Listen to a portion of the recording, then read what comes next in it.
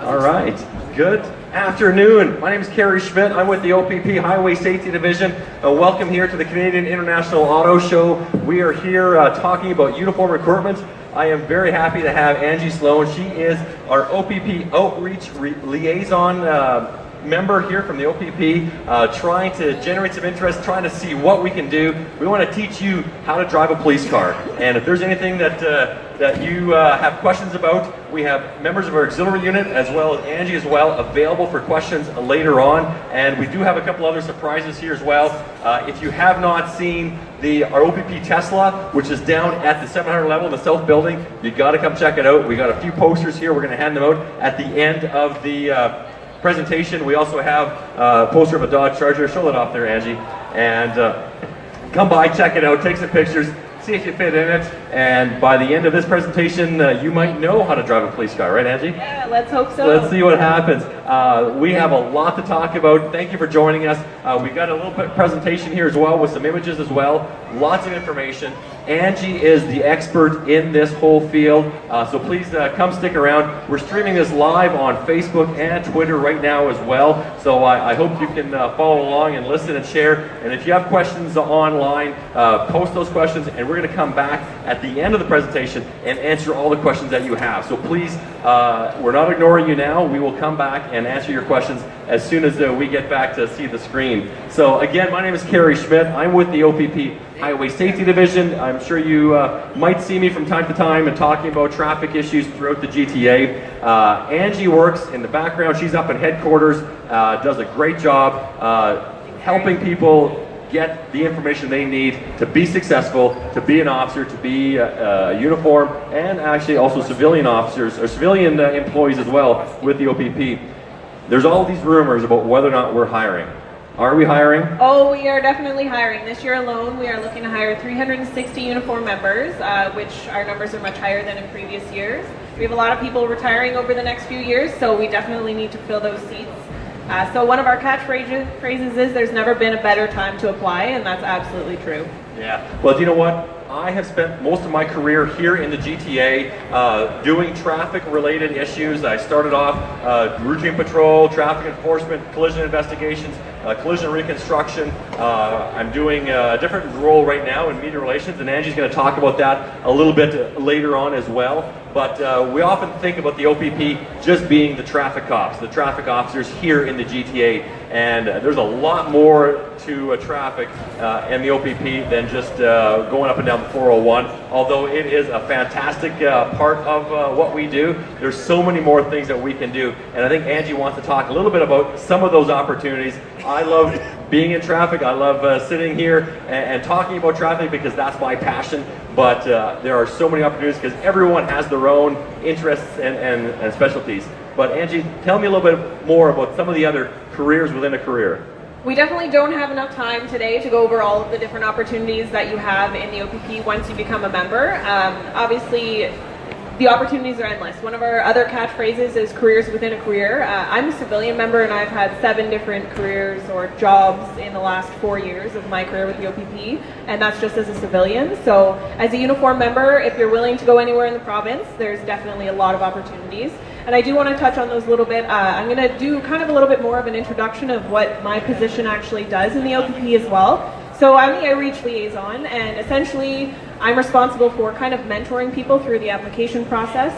So that's right from, 2 years out from being ready to apply. I'll let you know what you need to do to make yourself as competitive as possible. I'll guide you through the whole application process. Any questions that you have, I try and help people out with that as well. It's kind of just, a go-to person that maybe you don't want to, or you don't feel comfortable yet talking to a uniform member or whatever it might be. I'm there as kind of your go-to person for that.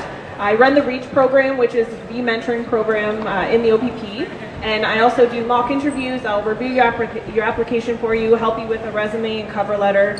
So this is something new that the OPP has started within the last 1.5 years to just kind of, help attract people to the OPP and show us as an employer of choice. And it's one of my passions is helping people find their careers. I've kind of done that even before I was in the OPP, so it's funny how life navigates you that way.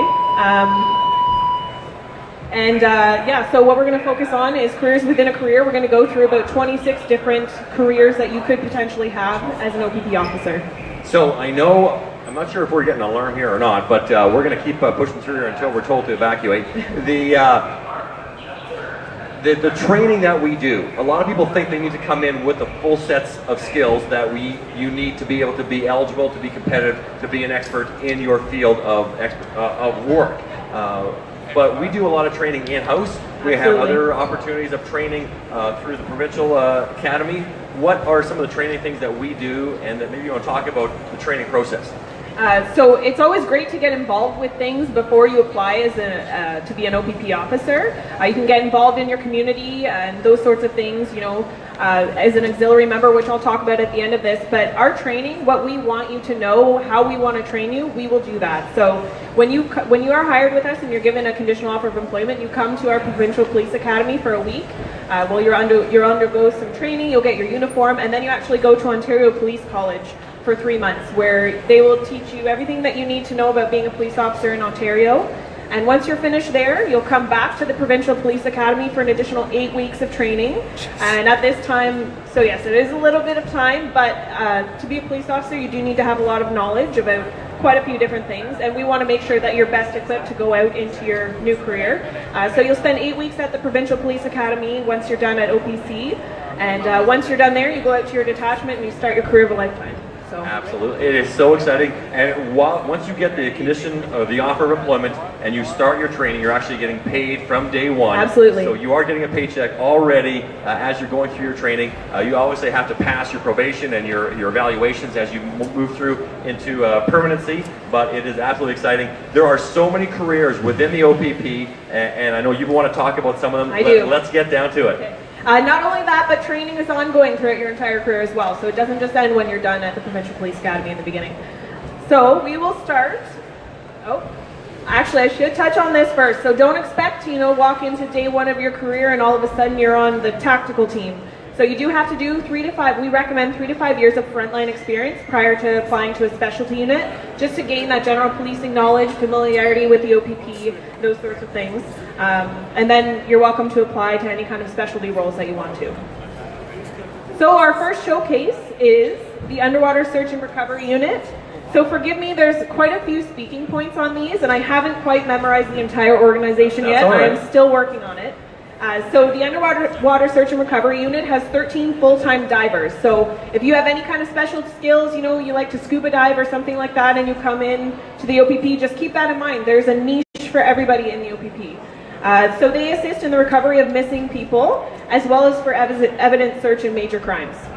And you never know what's under the water. We see airplanes in the sky, we see cars driving down the road, we have our trails, our waterways, and certainly part of our responsibilities to assist, recover, and investigate crimes very often goes beneath the depths into our water. Absolutely. And they're very high skilled. So next we have the Snowmobile, ATV, and Vessel Enforcement. So these are they're 4-season teams, so that means they're active throughout all 4 seasons of the year. They target high-risk behaviors on waterways and trails. And these members they also support our Provincial Police Academy with training, so ongoing training that other members of the OPP receive throughout their careers. They assist in instructing those.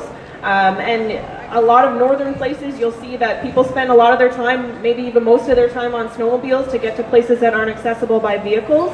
It's 15 degrees Celsius right now. Yes. This is not the day to go snowmobiling. And if you are going snowmobiling, make sure you check out the OFSC Trail website as well, because you could get charged for trespassing if you're snowmobiling on private property. But that's what we do. We are patrolling those trails. And if you're getting out onto lakes and ice, no ice is ever safe ice. Be careful out there. But part of our job, our police car, our vehicle of transportation can be a lot different than just a standard police patrol vehicle that you see going down the 401. Snowmobiles and all sorts of equipment that we use to get into every part of this province, which is absolutely beautiful and majestic. The OPP has to be versatile because we do police the entire province, and those terrains differ, obviously, from here to Thunder Bay and all across. So. And how do you get from one part of the province to the other quickly and efficiently? Well, you fly, but... There you go. That's right, we're going to lead into the next one. Aviation, thanks for that one, Gary. So aviation, their main, I think about 65% of their activities is doing search and rescue. They also do surveillance, and they support specialized units as well. So they support our tactics and rescue unit, they support the ERT team, and all sorts of things like that. And we do have full-time pilots within the OPP, so there's another way that, you know, any special skills that you have, if you're a pilot, if you hold any kind of flying experience, that's something that you could put to use later in your career with the OPP as well.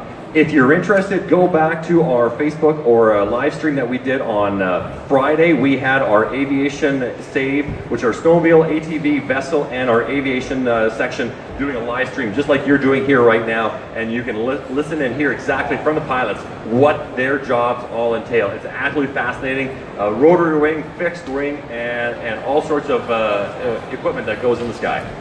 Perfect, thanks, Gary. So the next is actually part of the aviation unit. So it's the unmanned aerial system, so it's drones essentially. And do you use those in traffic? We absolutely use drones for collision reconstruction, for aerial mapping. It certainly speeds up the recovery and the investigative process, gives us an overhead shot. And I'm sure a lot of people have all kinds of drones. You can buy them at your local electronic shops. They're very cool. We use them as well. They are cool, but they're a great tool for us.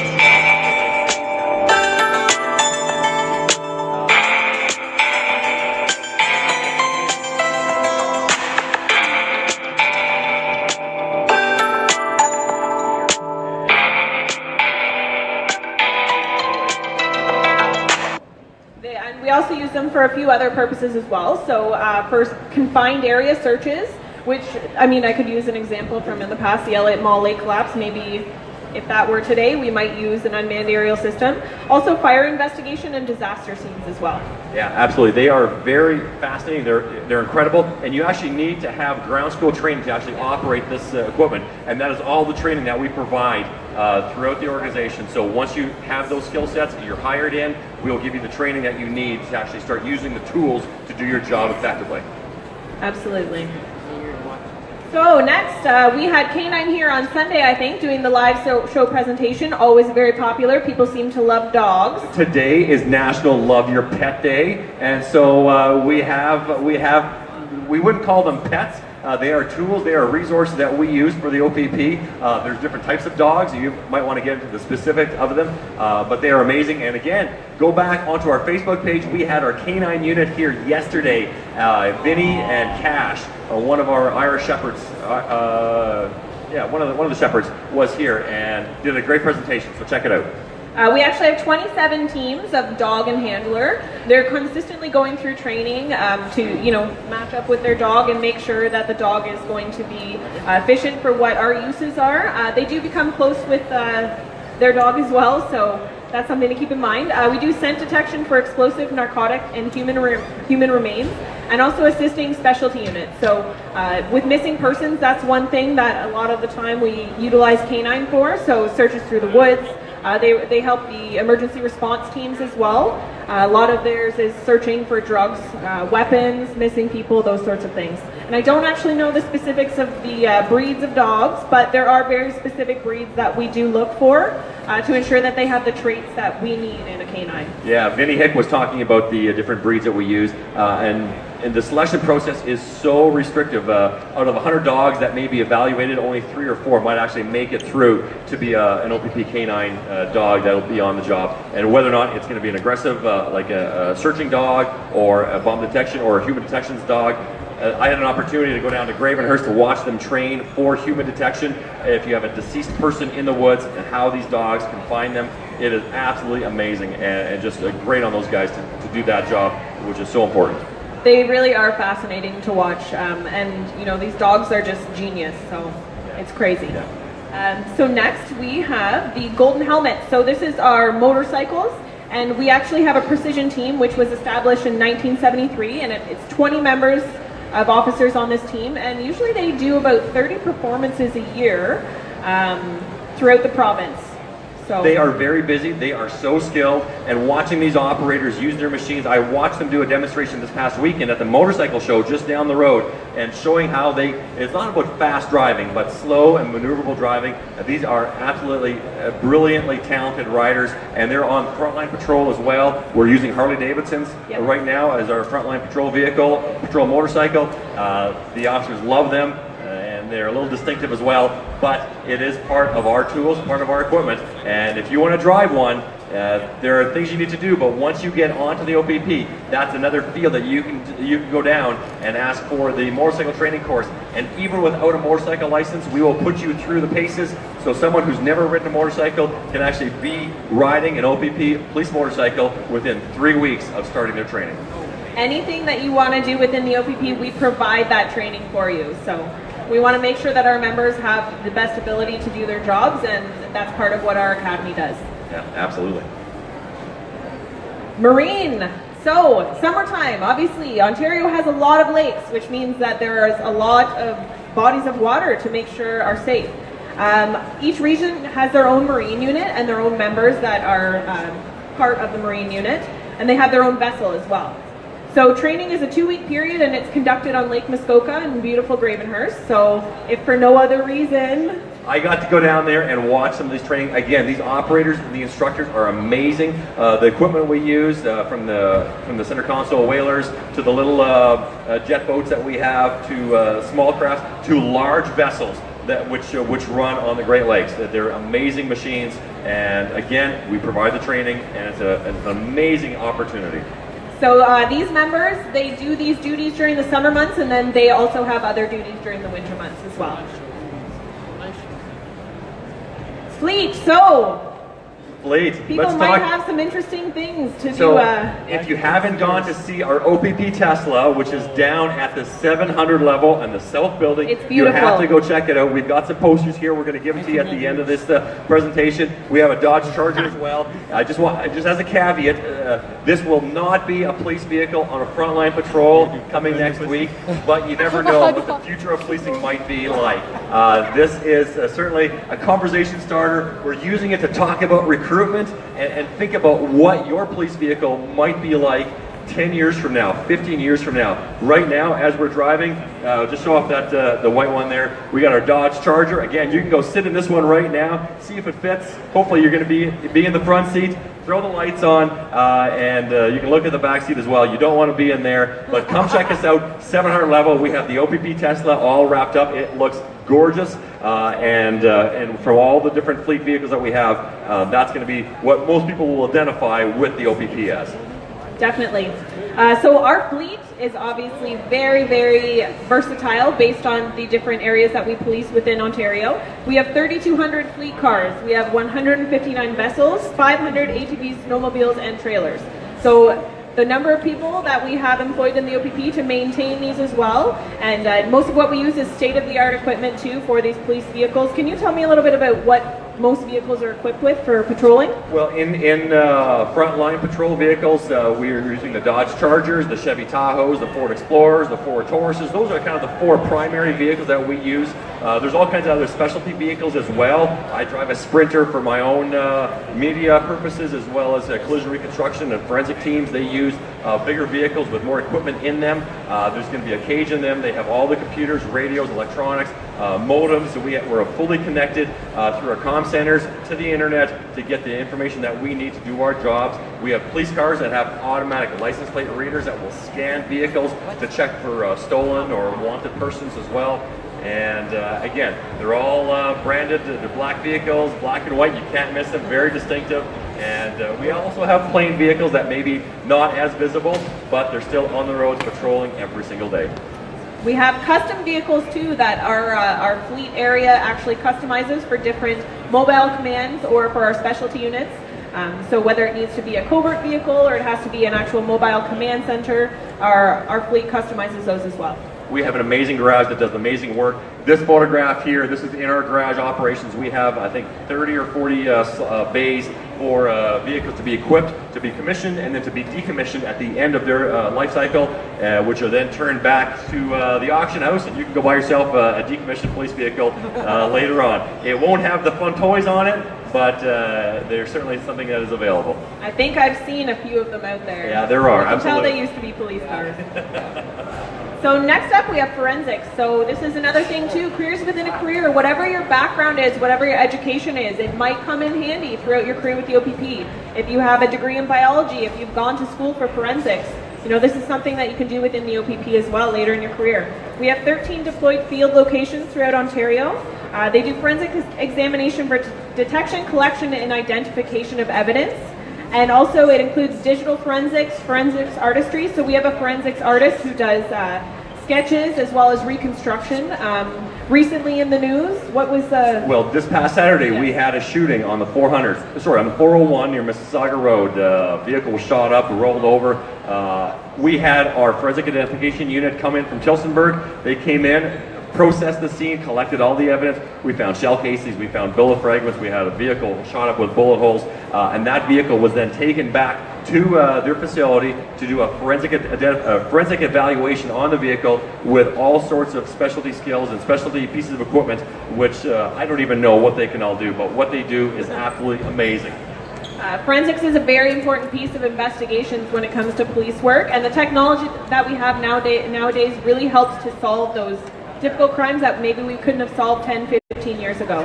We're dealing with DNA, we're dealing with gunshot spray and analysis. There's all sorts of things. Don't want to get too specific here, but it is amazing. And if you have a background in sciences, a background in well, forensics, I'm not sure what your background should be, but we will give you the training. If you have the aptitude for it, you might be the next polygraph. You might be the next forensic analyst. Absolutely. We're looking for the best. We really are.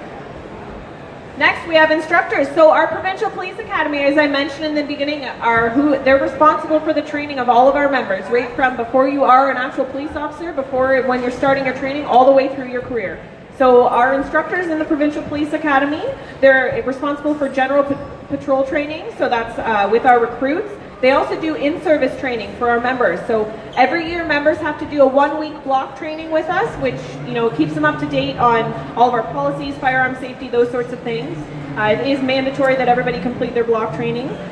You find out when your block training is ahead of time. Usually you end up attending with the same people. I'm going next week. Well, there so you go. As soon as this show is over, I'm doing my block training, and we're going to get new equipment as well. I'm very excited about that, and learn all the latest and greatest in terms of legislation and changes. If you have a background in education, if you're a teacher, again, teaching adults and teaching other folks is something that we're looking for. We're always looking for the best.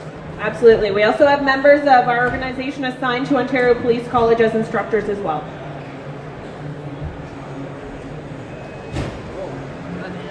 All right, emergency response team. Have we had them here yet? Yes, they were here with the K9 right. unit. We had emergency response teams. This picture of grass is more than just a picture of grass, right? Yeah, I don't see anything. I think it's just grass there.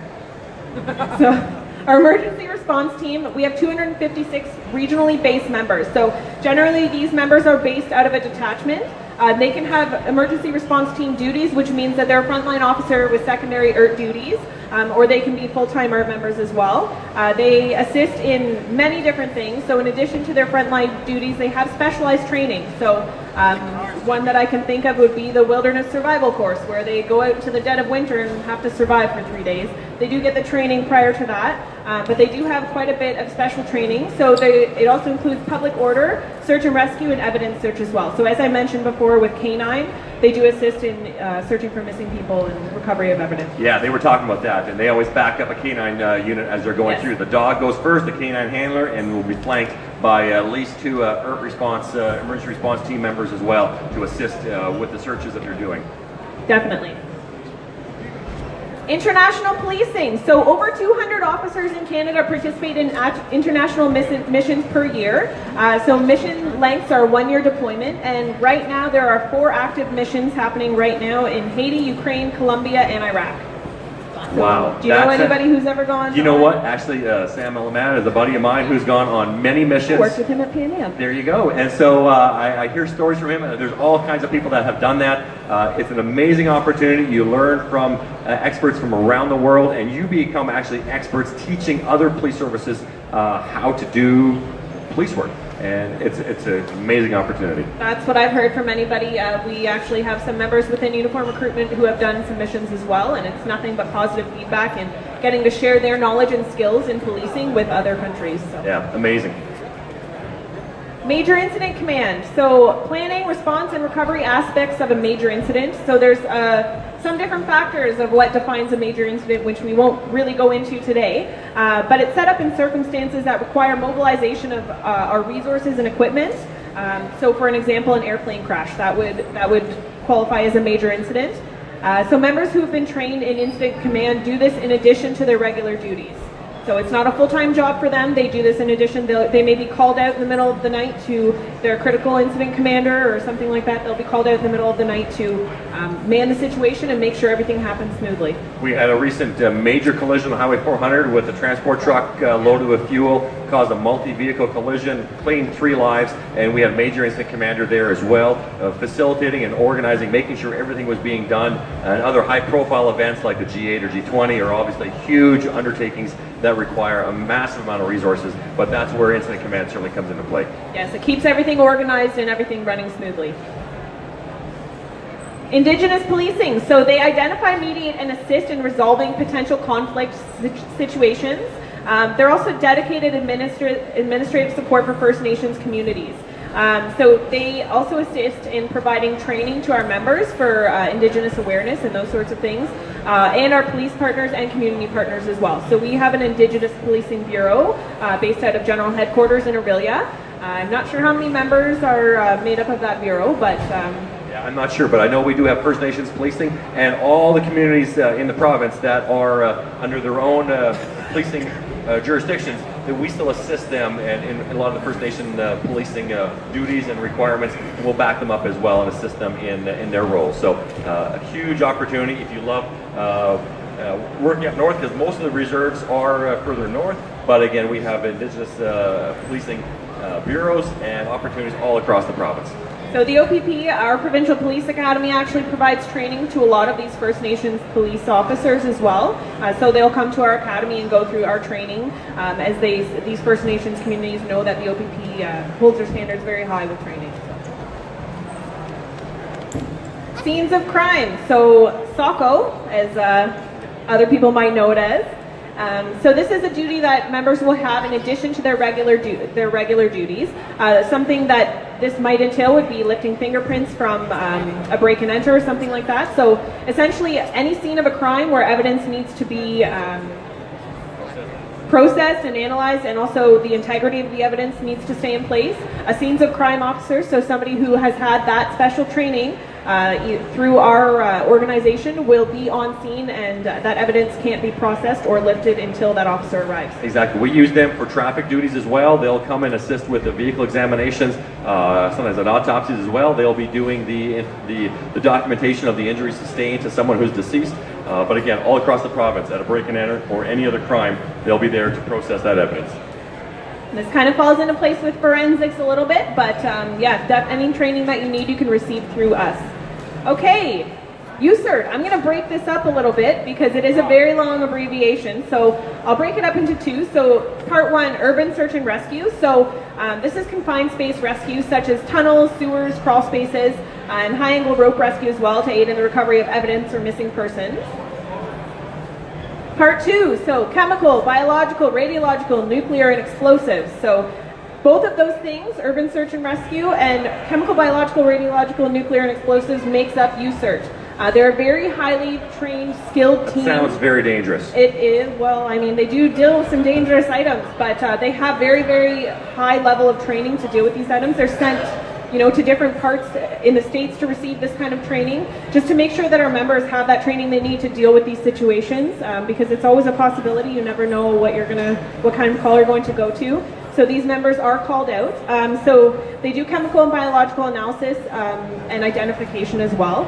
And there's police explosives technicians. So anytime, you probably read in the news over the last year or so, maybe some situations where an explosive device was dropped off at a detachment. So this is a time where part of the explosive disposal units or the police explosive technicians would come to take that explosive and do what they do with it, how they're trained to do it. So I don't believe we recommend that people bring explosive to detachment, so yeah. That's just a public safety message to get out there. If there's an issue, please call us and we'll make the necessary arrangements. Don't touch it, just stay away from it. And we've had our bomb techs come in with their robots to go and dispose of items that are questionable or unknown.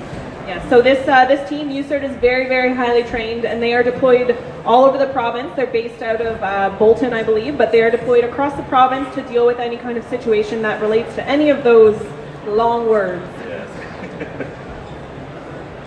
So we have community safety officers. So you can see how we switch. There are so many different careers. We go from talking about explosives into community safety. So if you have any kind of interest in working with your community, maybe you volunteer, your big brothers, big sisters, this is never, the OPP always tries to stay involved in the community. So the community safety officers are often involved in the local schools. They go to local community functions as well. What else do they do, Carrie? Man, they are all over the place. They will go to schools, talking to kids, Girl Guides and Boy Scouts, and any kind of event, any public event, public fairs, corporate events, safety sessions, safety messaging, drug awareness. Vulnerable people that are getting scammed by phone scammers would go into seniors' residences and talk to them about how they can protect themselves. And so, community safety officer is really every officer in the OPP, but we have other officers that are more dedicated and focused on those roles that do a lot of speaking at different community events throughout their area of responsibility. They essentially liaise between, the local detachment and the community. So they are responsible for understanding trends that are in that community as well to report back to the detachment so that the detachment can better equip themselves for the trends that are happening at the time. Absolutely, and it's so great, and it's something that we're doing right here. If you have questions, you can come talk to us, and we will try to answer. If we don't have the answer, we'll find the expert that can provide you the answer, because we may not know everything, but we can find someone who will be able to help you with whatever question or concern you have. That's right. All right, now, media relations. I think I might know a guy. Well, that's something that I am passionate about. I love being able to talk to people and let them know what's going on in your community, how they can avoid issues and problems and concerns, and if we can provide some information, hopefully they will listen to our messaging and our words that will hopefully change their day and help them get through whatever issue they're dealing with or whatever issue we're dealing with. And when we talk about stats and numbers and crashes that I deal with here in the traffic world, but all across the province, we want to be able to be as transparent as we can to tell you what we're doing, why we're doing it, and how it affects you on a very personal basis. And that's my job, that's my role. We have people like myself all across the province that do exactly what I do, and a lot of the media relations officers and community safety officers as well do a lot of the same things. When a major incident happens in your community, they're going to be the ones speaking on behalf of the detachment commander or on the commissioner to get the messages out regarding public safety for everybody. Now, when I came today, I didn't realize I was going to be standing with a celebrity, but I've only been with Sergeant Schmidt for a couple hours, and I think there's been 3 or 4 people who've wanted his autograph. So he will be available for autographs after this, if you would like one. Okay, moving right along here. So we don't want to leave civilian careers behind either. I'm a civilian myself. We have many different opportunities in the OPP. Civilians are very important in assisting our uniformed members to get their daily roles and responsibilities done.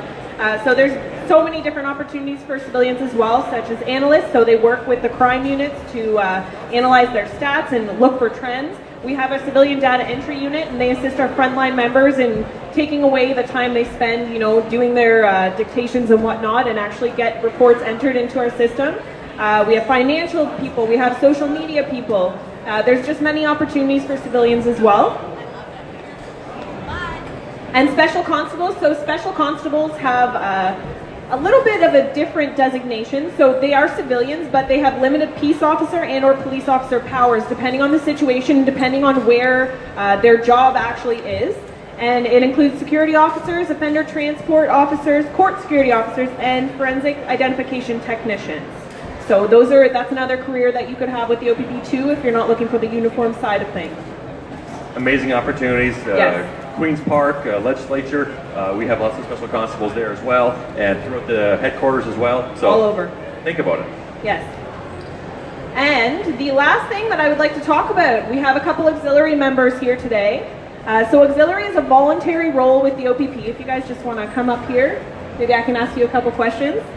So we have auxiliary members, about 800 of them with the OPP. It's a voluntary position. They assist our members in so many ways. Look at these 2 gentlemen here to volunteer at this event today, to answer questions, anything that they can help out with. You guys are invaluable to the OPP, and I just kind of wanted to ask you a couple questions about. Okay. So what kind of experiences do you have with being an auxiliary member? What kind of roles have you played? So So I take part in community events, so attending events such as this one. Food drives are a big thing, especially around the season. And we also assist the regular officers on full-time patrol duties, so we can ride around with the police officer and spend a shift with them. Do you have any intentions of being a police officer yourself? Yes, I applied for auxiliary because I was a full-time post-secondary student, and I finished that, so now I just plan on applying for policing.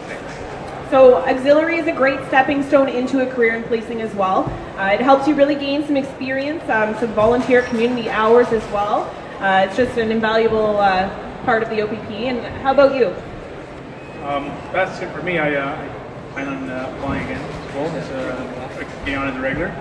And it is a great stepping stone, a lot of experience gained through this position here. And it's great to be at events like this, talk to people, let people know what we're all about, answer questions. A lot of questions about policing. So it's a great opportunity and a great experience for me. How long have you been in auxiliary? This will probably be 5 years in June. And how about you? Just under a year. So like I said, we have 800 auxiliary members. They are invaluable. They help us in so many different ways. And I think that really covers off the careers within a career that I wanted to talk about today. Carrie, did you have anything else that you wanted to talk about? So that's how you drive a police car. That is how... If you want to drive it, You know what, I'll take a couple seconds, and anybody who's around who maybe wants to hear a couple points on things that you might want to do before preparing for a career in policing. So we look at a bunch of different factors, but we really look for competitive candidates who they have a post-secondary education. While this isn't a minimum requirement, it is something that we tend to recommend simply because the people who are applying generally do have that. So in comparison with them, we like to see post-secondary education. Positive employment history, so you know you've had leadership roles, responsibilities in your employment, not a ton of short-term employment stints. Also leading a good lifestyle, so this includes driving, this includes you know the people that you associate with, those sorts of things as well. Fitness is very important to us. In the first week of your week at the Provincial Police Academy, you have to pass our fitness pin. So we look for people who have had a consistent dedication to a healthy lifestyle, which could include anything. It could include a combination of running, weightlifting, anything like that, just showing that you have a healthy lifestyle. Community involvement as well. So we like, you know, as a police officer, one of your biggest roles, as Carrie said, is being involved in the community. So we want to see people who have had that part of their lives prior to being a police officer. So those are a few things that might get you into the driver's seat of a police car one day. And that's kind of the hook line, is how to drive a police car. there you go. It is very exciting. Thank you, Angie. Thank you for being here. If you have any questions, please let us know. We're going to be here for a while. We have these posters here as well. We'd love to give out to everybody here. And if you have not been down to our booth, this OPP Tesla is actually on site right now in the South Building on the 700 level. So come check it out. You can see it for real. Grab a poster. It is an amazing car. Again, this is a way of getting a conversation started about what policing might look like in the future. So with all these pictures that are taking right now that we've already gone through, as years of technology advances, the look of policing could be a lot different than what it is today. So we are hiring. We're going to hire 360 officers 360. this year alone. We are getting lots of applications. We're getting a lot of quality applications. If you want to be competitive, come talk to Angie. We have uniform recruitment booklets as well. There's the REACH program that will give you the opportunity to get kind of looked at by our recruiters before you put your application in, so that you can be at your competitive best before you put your name in, and so you can be successful. Thank you, Angie. I really appreciate it. Great job. I have one more thing to add.